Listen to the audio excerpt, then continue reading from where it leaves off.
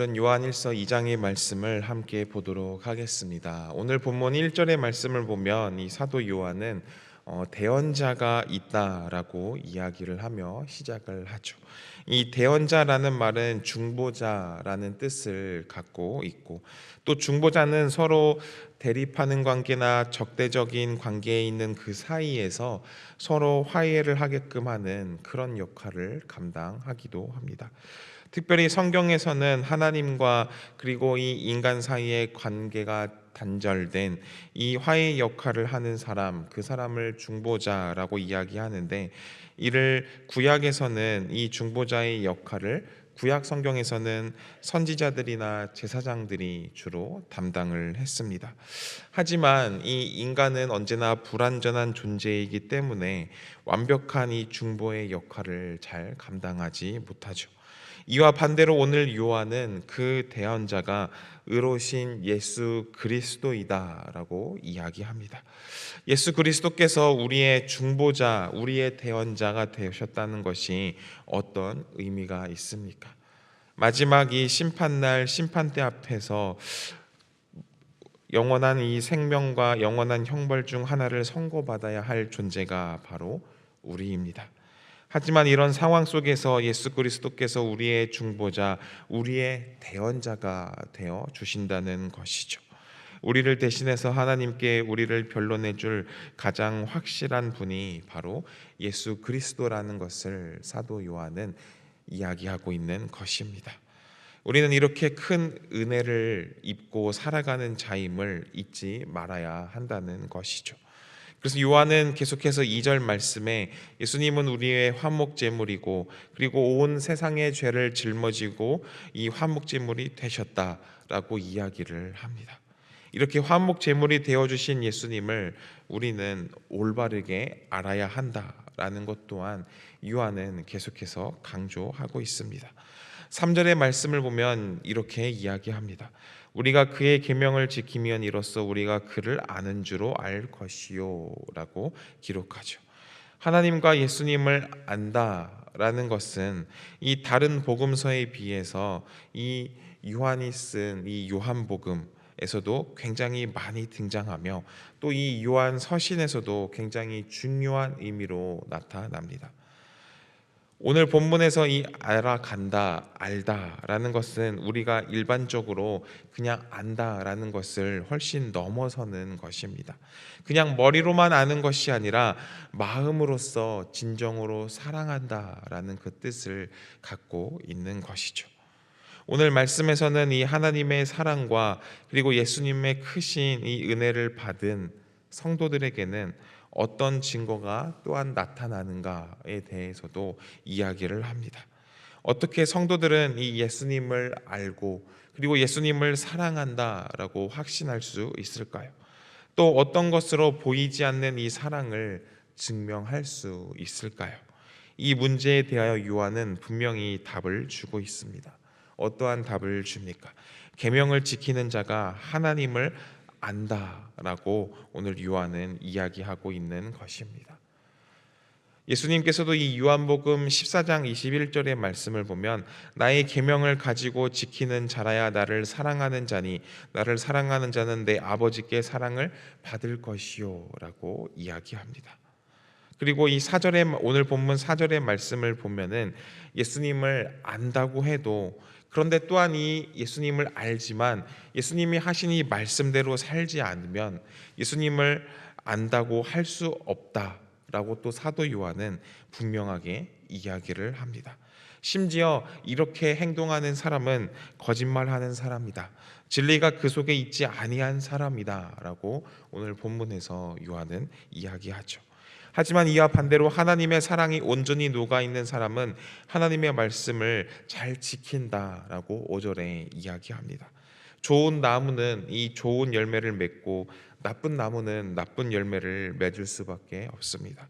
이를 우리에게 적용하면 하나님의 자녀로서 이 정체성과 그리고 자부심을 가진 사람이라면 하나님의 계명을 당연히 지킬 수밖에 없다는 것입니다. 그래야 하나님의 자녀는 하나님의 자녀로서의 이 열매를 맺게 된다는 것이죠. 그러나 세상에 속한 사람들은 이 세상의 열매를 맺을 수밖에 없습니다.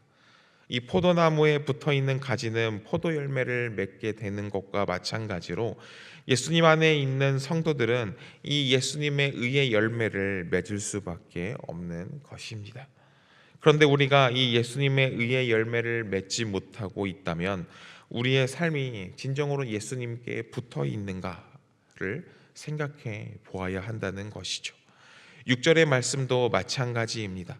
그의 안에 산다고 하는 자는 그가 행하시는 대로 자기도 행할지니라 라고 기록합니다. 예수 그리스도 안에 산다고 하는 사람이 예수님이 행하시는 대로 우리도 행해야 한다는 것을 요한은 이야기하는 것입니다.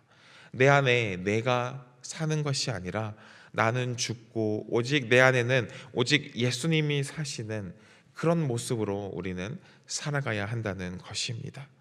우리가 진정 예수님을 영접해서 예수님이 우리 안에 사신다면 우리는 자연히 예수님처럼 사랑하는 삶을 살 수밖에 없는 것입니다.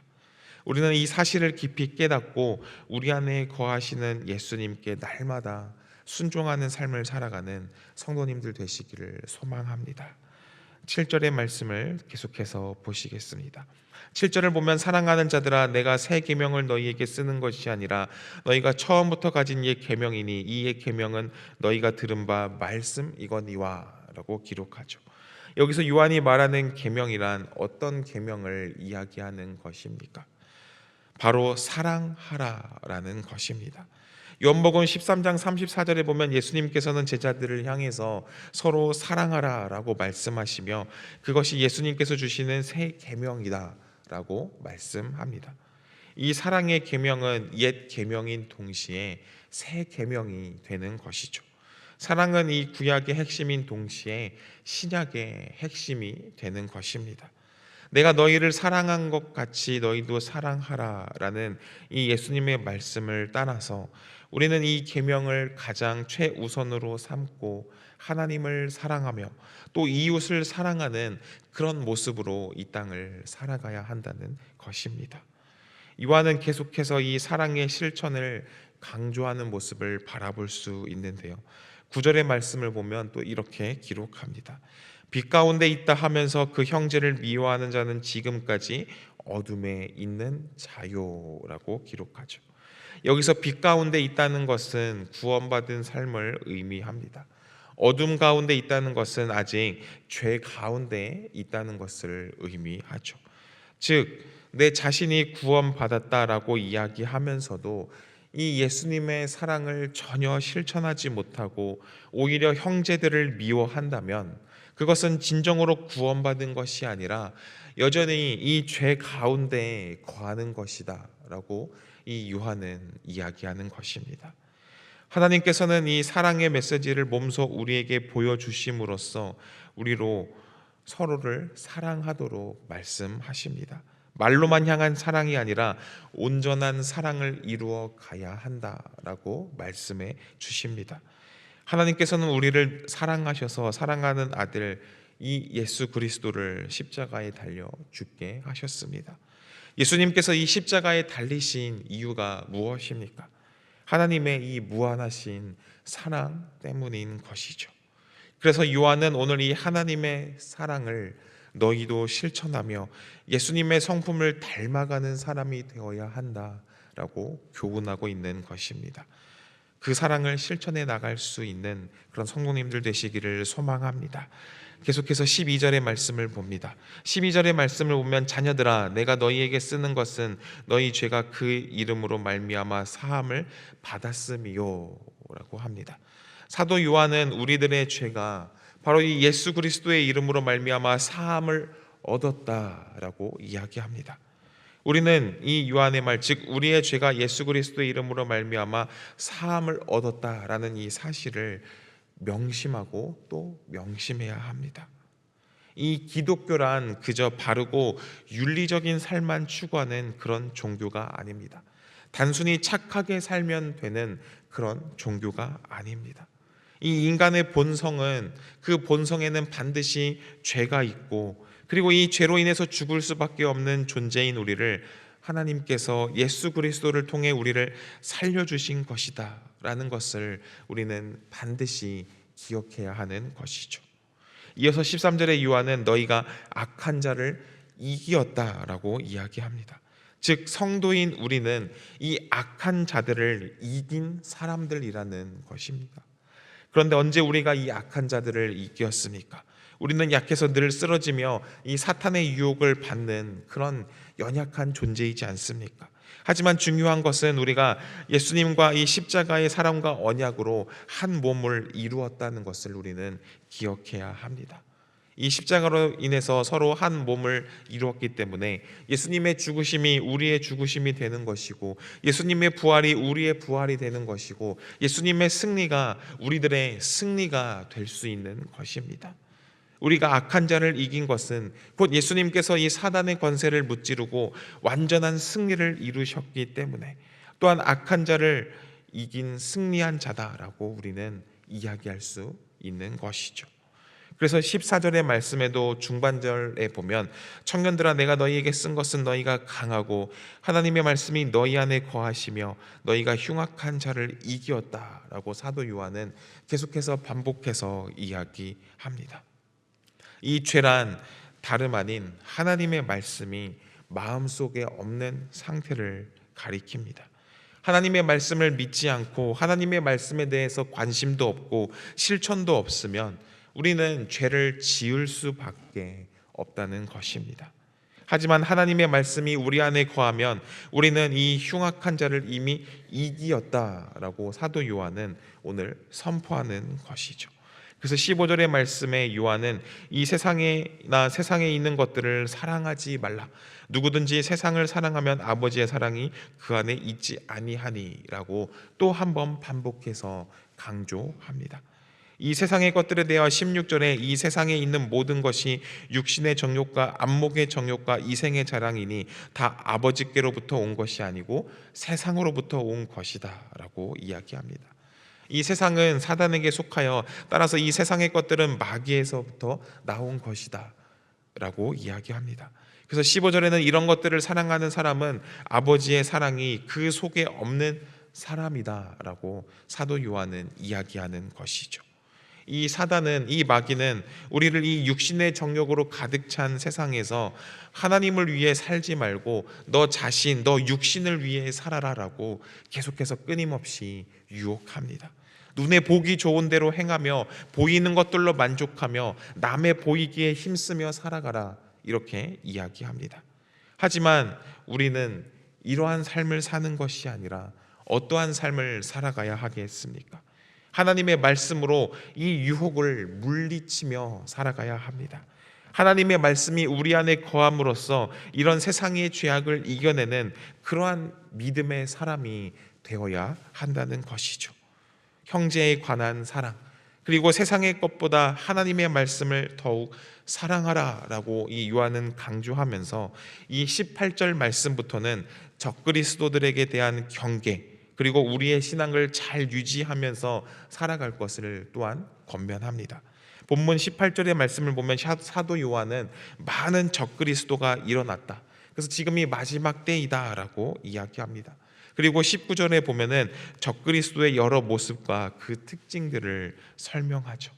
특별히 22절의 말씀을 보면 거짓말하는 자가 누구냐? 예수께서 그리스도이심을 부인하는 자가 아니냐? 아버지와 아들을 부인하는 그가 적그리스도이니라고 이야기합니다.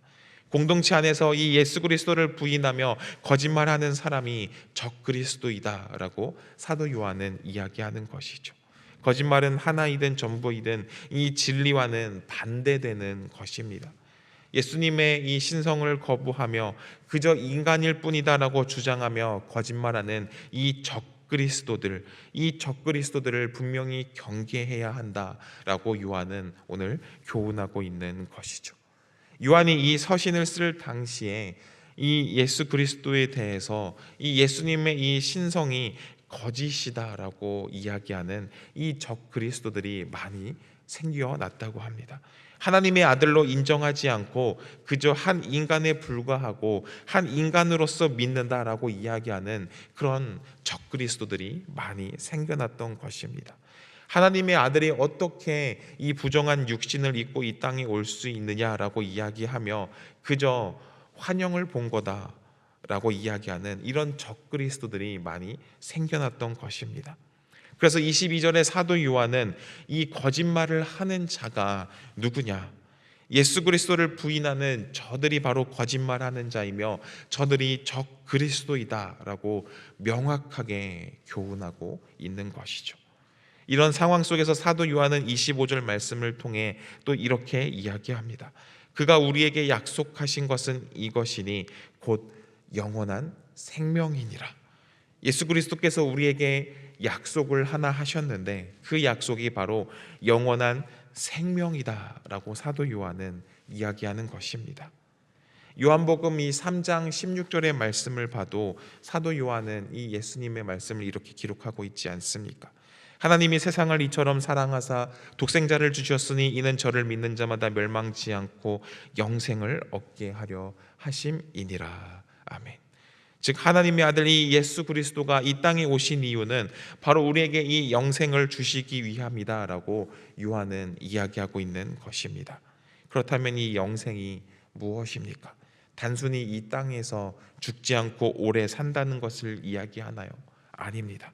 우리가 말하는 이 사도 요한이 말하는 이 영생이란 하나님을 알고 그리고 하나님과 동행하는 것을 의미합니다. 하나님께서는 이 예수 그리스도를 믿는 우리에게 이 영원한 생명을 주시기로 약속하셨습니다. 그리고 하나님께서는 이미 예수 그리스도를 믿은 우리에게 이 영원한 생명을 선물로 주신 것이죠. 우리는 지금 이 영원한 생명을 누리고 살아가고 있는 그런 존재인 것입니다. 우리는 이 사실을 반드시 기억해야 하는 것입니다. 그런데 이런 사실을 계속해서 왜곡하고 미혹하는 자들이 있음을 경고하며 요한은 26절에 한 번 더 너희를 미혹하는 자들에게 관하여 내가 이것을 너희에게 썼다라고 이야기합니다. 사도 요한이 오늘 이 말씀을 쓰게 된 배경에 대해서 이야기하고 있는 것이죠. 미혹하는 자들은 자신의 이익을 위해서 이 얕은 논리의 말들로 혼잡스럽게 하고 그리고 사람들을 속여서 거짓을 믿게 하는 자들입니다. 결국 그들은 사람들을 자신의 편으로 만들어 잘못된 길로 인도하는 존재인 것입니다. 성도인 우리를 속여서 길이요 진리요 생명 되신 예수님으로부터 갈라놓으려고 하는 것입니다. 즉 우리로 하여금 우리를 위하여 죽으시려고 이 세상에 오신 이 하나님의 아들 이 예수 그리스도의 영광스러운 이 진리로부터 멀어지도록 꾀하는 자들인 것입니다. 이런 상황 속에서 요한은 27절에 너희에게 가르치며 또 참되고 거짓이 없으니 너희를 가르치신 그대로 주 안에 거하라 라고 이야기합니다. 우리는 매혹적인 사람의 말에 아니면 세상의 유혹에 권력에 넘어가는 그런 모습으로 살아가는 것이 아니라 그저 하나님의 말씀만 듣고 그리고 이 하나님의 말씀의 이끄심대로 이 주 안에 거하라라고 요한은 이야기하는 것입니다. 오늘 이 요한 1서 2장의 말씀을 통해 성도된 우리에게 교훈하는 바 굉장히 큽니다. 첫 번째는 요한은 하나님을 아는 사람은 하나님의 계명을 실천하는 사람이고 그리고 그 계명 중 가장 큰 것은 바로 사랑이다라고 이야기합니다. 그 사랑을 실천하면서 하나님의 계명을 실천하는 그런 사람이 바로 하나님을 아는 사람이다라고 이야기하죠. 두 번째로 세상을 사랑하는 것을 경계하고 무엇이 옳고 그른지 분별해야 된다라고 이야기합니다. 세상의 것은 언젠가는 소멸되지만 하나님의 뜻을 알고 하나님을 사랑하는 자는 이 영원한 생명을 소유하게 될 것이다라고 사도 요한은 이야기합니다. 그리고 마지막으로 적그리스도에 대한 경계와 거짓말하는 사람들의 이 거짓말하는 사람들은 진리를 흩으려고 하는 사람이다라는 것을 강조합니다. 세상에서 여러 가지 달콤한 유혹에 흔들리는 그런 삶을 살아가는 것이 아니라 너희는 그저 참되고 거짓이 없으신 이 하나님의 말씀 안에만 거하라라고 강조합니다. 오늘 우리는 이 큰 세 가지 주제를 마음속에 새기며 오늘 하루도 이 주님의 사랑을 실천해 나가는, 또한 세상보다 하나님을 더욱 사랑하는, 그리고 하나님의 말씀 안에만 거하는 그런 성도님들 되시기를 소망합니다. 기도하겠습니다. 하나님 아버지, 오늘 이 시간 주님의 말씀을 듣고 또한 주님의 말씀대로 살아가기로 다짐합니다. 우리가 세상의 것보다 하나님을 더욱 사랑하는 예배자가 되게 하여 주시옵소서. 세상의 유혹에 흔들리며 계속해서 우리 스스로 시험에 빠지는 그런 삶을 사는 것이 아니라 하나님의 말씀을 붙들고 하나님의 말씀 위에 견고한 그 반석 위에 서가는 주님의 제자들이 되게 하여 주시옵소서. 감사드리며 예수 그리스도 이름으로 기도합니다. 아멘.